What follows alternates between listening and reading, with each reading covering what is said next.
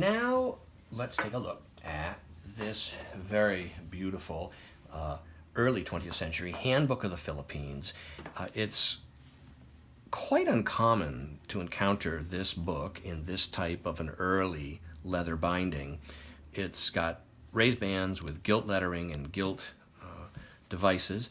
The covers are marbled, as are the end papers are marbled here. The top edge of the book is gilt, and there are what's known as deckled edges here on the side, which means that the page edges are slightly uneven as intended. It's an old-fashioned way of producing book text blocks. An early owner's book plate is on the front paste down. We see that it's from 1907, and it's got 150 illustrations throughout it. From photographs, it appears to be here. It is a first edition of the book, and there is a list at the front of the contents, including hemp raising, tobacco, sugar, for the sightseer, observations and bits of travel, the Filipino as a worker. Really interesting. Here's a whole list of all of the illustrations. And we see here there's a railway map, a map of the Philippines, and then there's showing religions.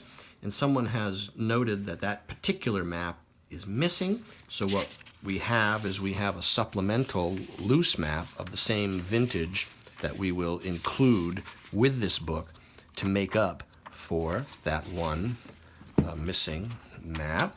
Here is the railway map. Here.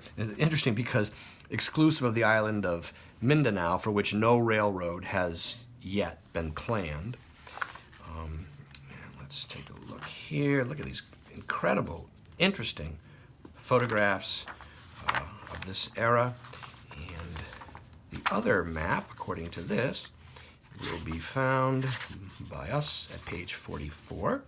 So, and you'll notice that I try not to open the book any more than about a 90-degree angle to prevent stress on the joint. Old leather bindings need to be handled with care and respect, so to speak. And this map here shows the tribal divisions, and you'll notice that it's got a large blank margin so that it can be referenced while reading the text, like so. Put that back in. Folds up as issued, like that. And so the book is profusely illustrated throughout with these absolutely fascinating photographs taken all over the islands. Yeah, this is quite a snapshot of this group of islands here. There's an appendix, there's an index. And now this here is the loose supplemental map of the Philippine Islands, which we will include with this book, loose. It's from 1898, and it shows a tremendous amount of detail, but it also has some notes over here about the islands. It's overprinted in red to show volcanoes that are active during the 19th century.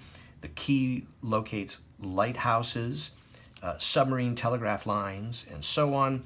There's an inset here of Manila and the vicinity. Then we have over here Hawaii with Honolulu, which is interesting. And so these two items are sold together, and they're available now online from me, Brian DeMambro.